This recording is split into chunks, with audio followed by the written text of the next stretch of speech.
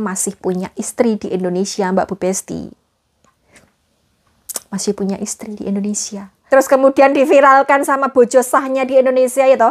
Terus rai saya terpampang di situ, ya Allah.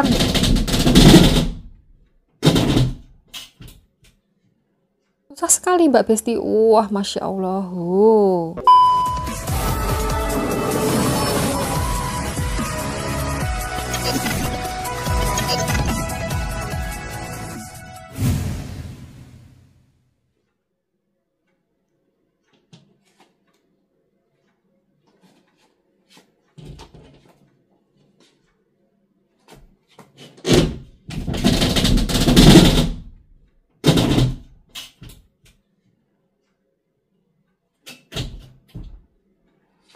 Jan kakean rengkek sekali, pagi-pagi bangun tidur wis koyo ngene iki Mbak Besti.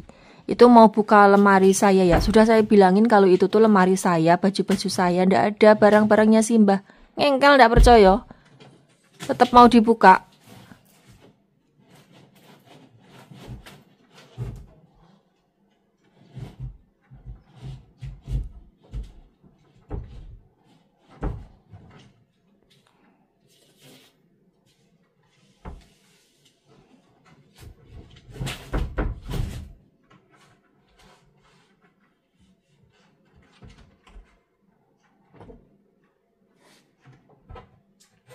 那个是我的衣服，阿公，不要动我的东西好不好？我没有时间整理。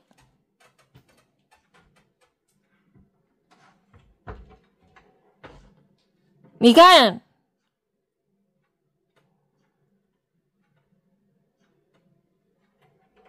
，ngengkel sih.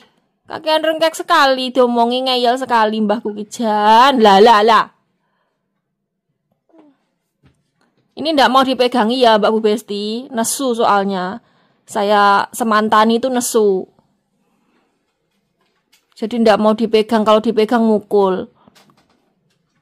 Jangan bilang saya mek gur nyoteng tok. Ngene iki kok tak duduhkan Pak Bos videone. Ini tuh ngamuk, mutong Mbah Kuki, Mbak Besti, ndak mau dipegang. Kalau dipegang itu ngeplak, mukul, kayak gitu. Lah saya kan dia cari aman.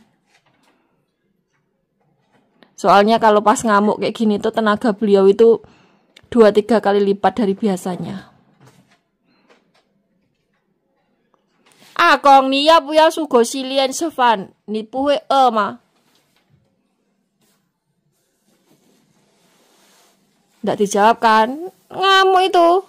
Saya tanya nggak dijawab itu ngamuk, nesu itu tuh. Akong, ni ya bu ya sefan. 那现在阿公都忙什么事情？我不是跟阿公说吗？蔬果洗脸吃饭，蔬果洗脸再吃饭。我请你想干什么？我阿公没有请我啊，是老板请我啊。那阿公不听话啊。老板请你啊。对啊，老板给我薪水，不是阿公啊。老板他拿钱去了。那他有自己的钱啊，他也上班啊，他也工作啊，他也赚钱啊。3000是他赚钱，我这有赚钱。这个事情这个事情我不关你们哈，我不要骂我，这个事情我不关你们，你们自己讲，我不知道哈。那现在蔬果洗脸吃饭吃药，不要骂我，我不知道这个事情，我真的不知道。哦，奇怪哟，他赚钱，我没有赚钱。对啊，阿公都没有赚钱，阿公每天都一整天都睡觉啊。嘿。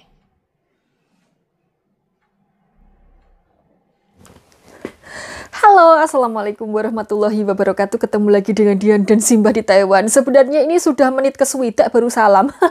Soalnya ya semalam kayak gitu Mbak Bu Besti. Sekarang jam 3 sore ya toh. Jam 3 sore. Ya Allah, mbahku sudah ngorok-ngorok itu karena semalaman tidak tidur. Jadi begitu sudah selesai semuanya, sudah sikat gigi, sudah cuci muka, sudah madang, makan siang tak suruh istirahat ya toh.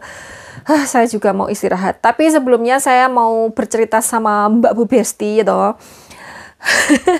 Ini tuh saya bukan bermaksud membuka aib ya. Saya keluduan selimut Mbak Bu Besti, soalnya saya pakai celana pendek. Tadinya itu sumuk, tapi ternyata setelah diem jadi dingin kayak gitu. Oke, saya mau bercerita. Sebenarnya ini saya bukan mau membuka aib seseorang, tapi saya bercerita ini tujuannya biar kalian bisa mengambil buruknya, dibuang, terus baiknya diambil, supaya mbak-mbak TKW dimanapun berada, di Taiwan, di Hong Kong, di Malaysia, Singapura, atau di Timur Tengah, itu bisa lebih waspada ya toh, bisa lebih aware, jangan sembarangan, jangan karena kita kesepian terus syukur angger kayak gitu loh. Jadi saya mau bercerita. Kemarin teman saya itu menghubungi saya, tanya kapan saya liburnya. Terus saya memberitahukan tanggalnya, saya disuruh libur tanggal sekian kayak gitu. Terus kemudian dia minta saya untuk menemani dia pergi ke Taiwan bagian selatan. Dia mau menghadiri pernikahan teman saya. Terus saya bilang gini, waduh itu jauh sekali Mbak Bu Besti dari Taipei ya toh. Jadi kalau naik kereta biasa itu perjalanannya lama banget, bisa seharian PP ya toh. Pulang pergi itu bisa seharian karena kalau dari Taipei ke Taichung saja itu naik kereta itu hampir 3 jam. Kalau ke bagian selatan yang paling ujung di Taiwan itu bisa sampai mungkin sekitar 5 atau 6 jam sekali jalan ya. Saya belum mendelok Mbak Bu Besti. Terus kalau seumpamanya biar cepat itu naik kereta super cepat. Kalau di Indonesia semacam kayak Wus, kalau di sini bilangnya THSR, itu tiketnya sekali jalan saja 1.490 NT.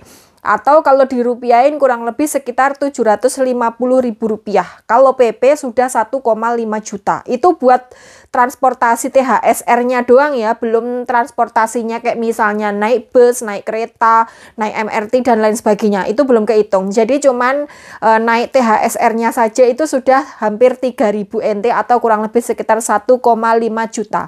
Itu belum madang, belum kalau perintilan-perintilan yang lainnya Mbak Bu Besti. Jadi kalau libur itu tetap harus diperhitungkan ya, jangan cuman libur dolan terus entek duitnya pulang ngaplo kayak gitu. Nanti kalau kita pulang dari Taiwan kalungan kumplong tok, dadi guyone tonggo Mbak Bu Besti, piteknya tetonggo itu bisa petok menyukurkan kita. Jadi kalau libur tetap harus diperhitungkan. Saya tak ambekan dulu. Jadi saya bilang gini ke teman saya, perjalanannya aja udah 3.000 NT, belum perintilan, makan dan lain sebagainya. Bisa entek ngomah kalau kita libur ke sana. Terus kemudian saya tanya, temanmu itu kerjanya di mana? Kenapa kok nikahnya di sana kayak gitu? Terus dia bilang kalau dia kerjanya itu di Taipei. Tapi ada masalah, tadinya itu acaranya mau diselenggarakan di Taipei, cuman ada masalah jadinya diselenggarakan di sana, di Taiwan bagian selatan gitu, di pucuk sekali, kidul sekali sana.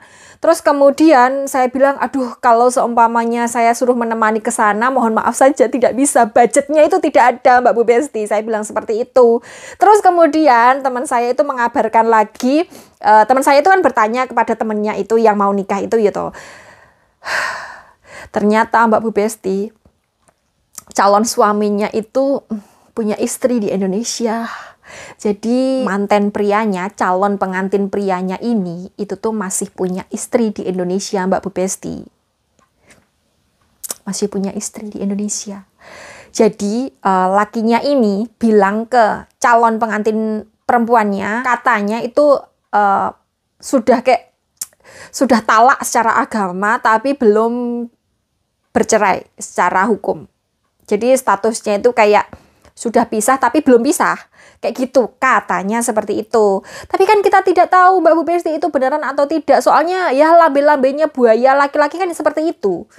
Biasanya kan cerita sedih-sedih kayak seakan-akan dia korban padahal aslinya dia pelakunya. Lambenya laki-laki yang playing victim gitulah ya Mbak Bu Besti, suka mengobrol-ngobrol penderitaan, katanya diselingkuhin lah, dibuang lah karena terpuruk lah, karena inilah, karena itulah, lambil gedes. Kalau ada laki-laki yang bercerita seperti itu, lempar saja ke laut Mbak Bu Besti, sudah dipastikan dia itu toksik.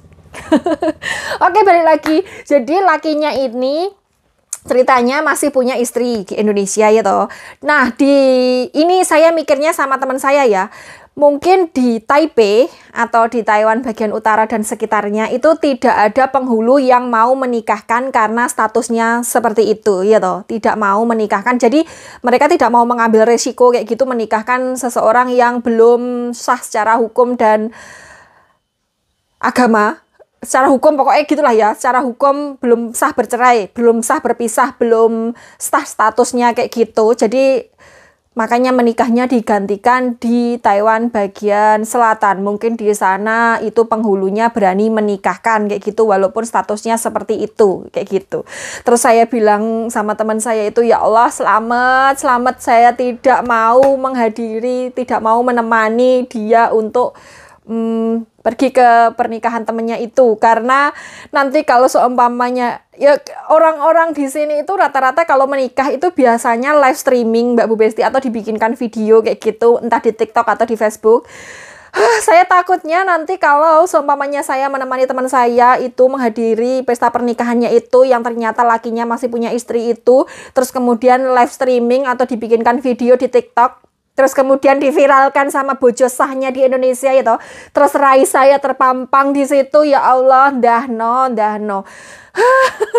Terus teman saya itu juga bersyukur karena saya tidak mau diajak untuk ke sana ya toh, dia bersyukur karena nanti kalau seumpamanya seperti itu ya toh diviralkan, rai dia juga terpampang di situ, nanti namanya tambah welek banget di kampung halaman gitu. Kayak bolo-bolo nih gitu. Kita itu sebagai TKW diem saja, kita itu sudah dicap buruk.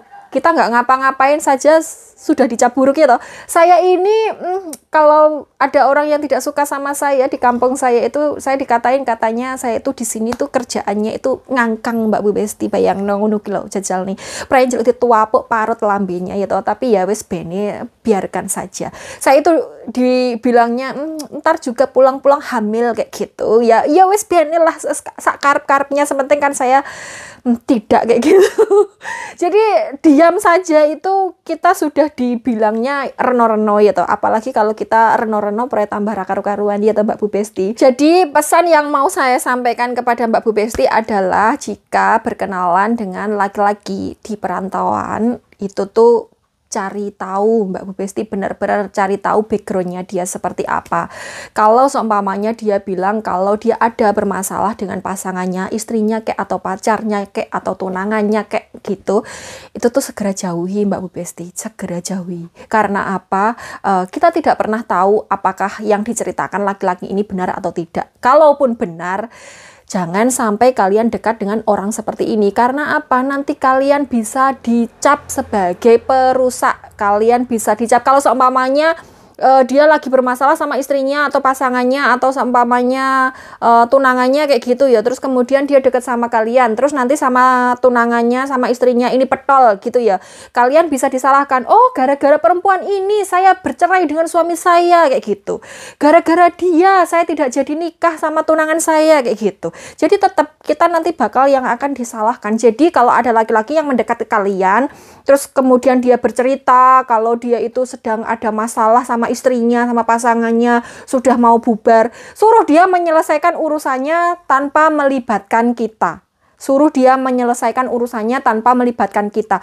Baik dia mau rujuk sama istrinya kek, atau mau baikan sama tunangannya kek, atau mau pisah, mau cerai, atau mau bagaimana, suruh dia menyelesaikan urusannya tanpa melibatkan kita. Jadi kita jangan mau ada di tengah-tengah. Kalau ada laki-laki yang bercerita seperti itu, langsung simpar Mbak Bu Besti, jangan mau.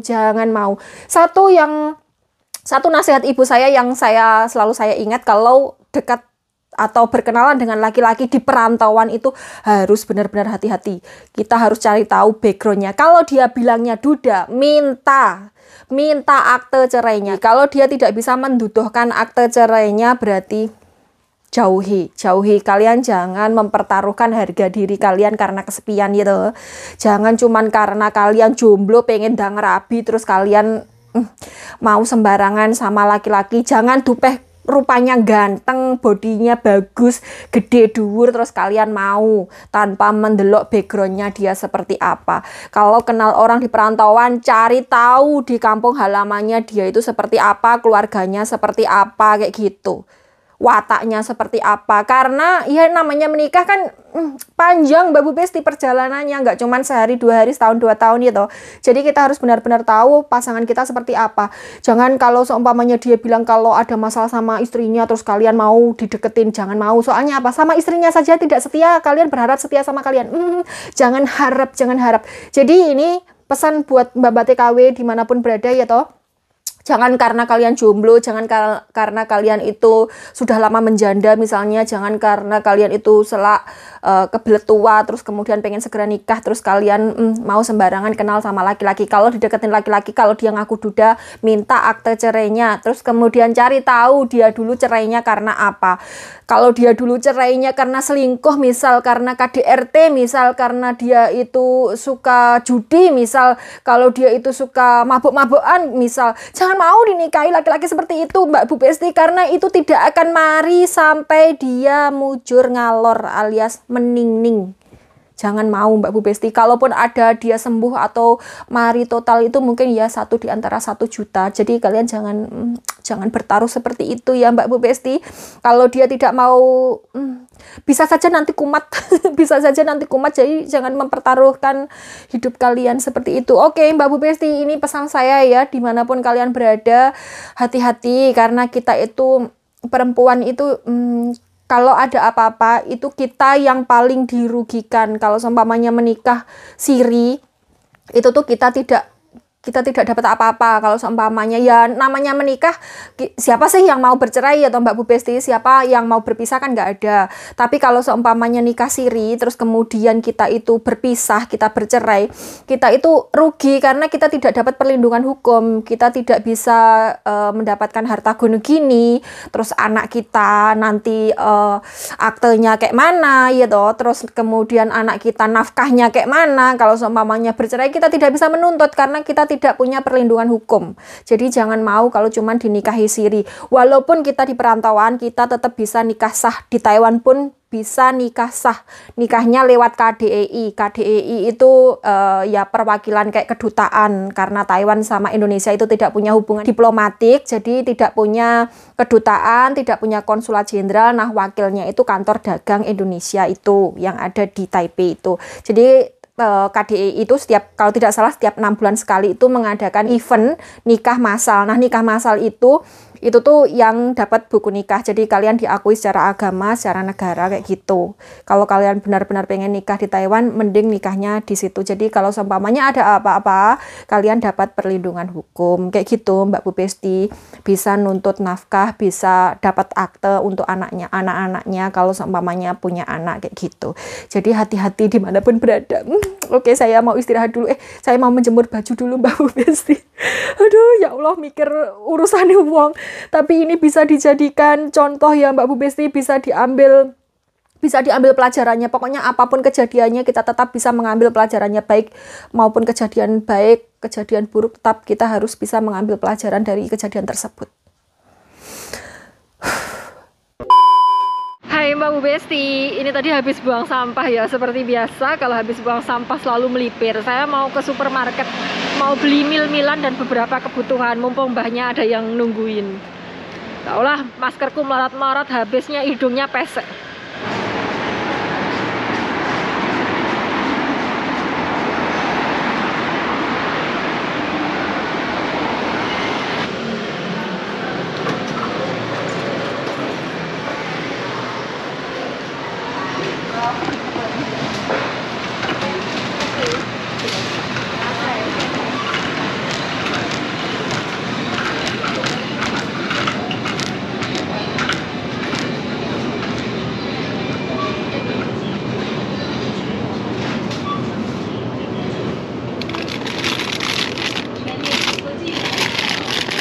Liquid sugar, beli creamer sama susu.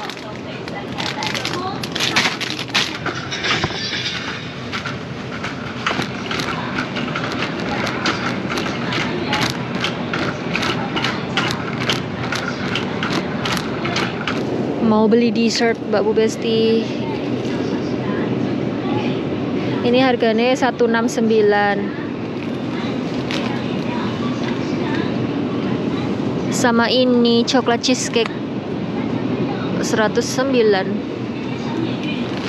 Ini sekarang saya di counter coklat Mbak Bu Besti. Ini coklat yang 100%. Persenannya ini kadar coklatnya ya. Kalau 100% ini rasanya pahit, ndak ada manis-manisnya blas. Kalau yang 70% ini ya masih oke lah. Numplek tidak sido mangan kingko. Numplek tidak sido Mbak Besti. Tidak bisa tak ambil.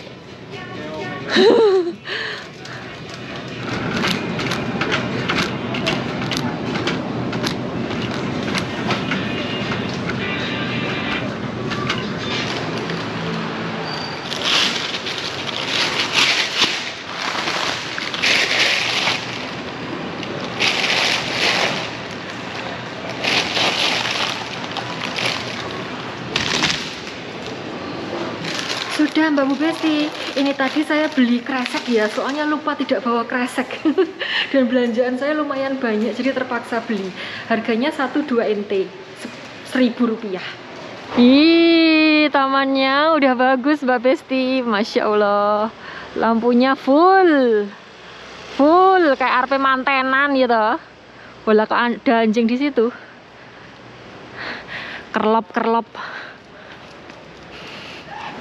Kerlop sampai sana, Padang Jinglang.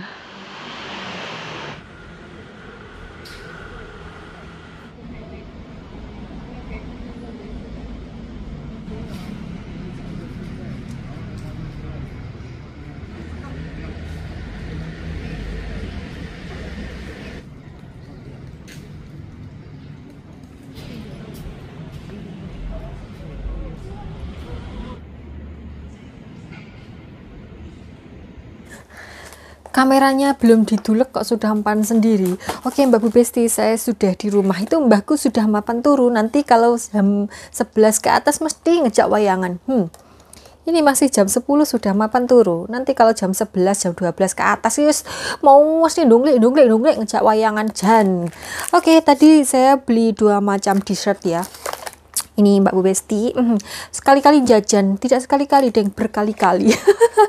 Ini tuh sudah ada anggarannya Mbak Bu Besti, jadi tidak usahlah dikomentari boros. Saya itu setelah gajian itu saya ning gitu, yang ditabung berapa, yang dikirimkan ke rumah berapa, yang buat jajan berapa, yang buat libur berapa, kayak gitu. Jadi kalau seumpamanya saya di awal bulan itu jajan saja, sudah dipastikan di akhir bulan saya ngupload kayak gitu. Oke, ini saya beli dessert. Ini tulisannya seperti itu ya Mbak Bu Besti. Terus dalamnya ini saya tak cedekan saja. Nah, dalamnya seperti itu Mbak Bu Besti, ada buah anggurnya, terus ini ada krim-krimnya kayak gitu. Terus ini yang bawah itu tuh kayak puding gitu loh Mbak Bu Besti. Oke, mari kita buka Mbak Bu Besti. Bismillahirrahmanirrahim. Kok tidak kena? Nah. Sisat Mbak Besti. Wah. Masya Allah, kelihatan tidak Mbak Besti? Jan, menul sekali. Baunya kayak seger-seger gitu loh Mbak Bu Besti. Terus ini tadi juga sudah dikasih sendoknya, jadi kalau seumpamanya makan sanggon-gon gampang, tidak usah pulang, tidak apa-apa karena sudah disediakan sendok. Bismillahirrahmanirrahim. Susah sekali.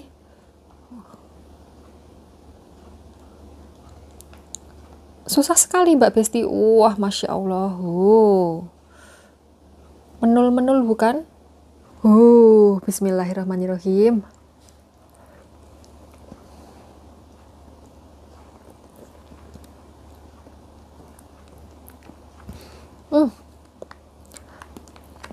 Lumayan lah. Tapi bukan yang enak banget gitu ya. Ini ada anggurnya, bismillah.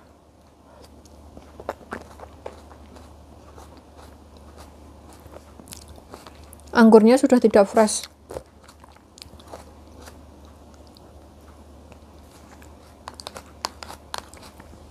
Dessert di Taiwan itu tidak terlalu manis ya Mbak Bu Besti. Kayak es krim, kue-kue kayak gini tuh tidak terlalu manis.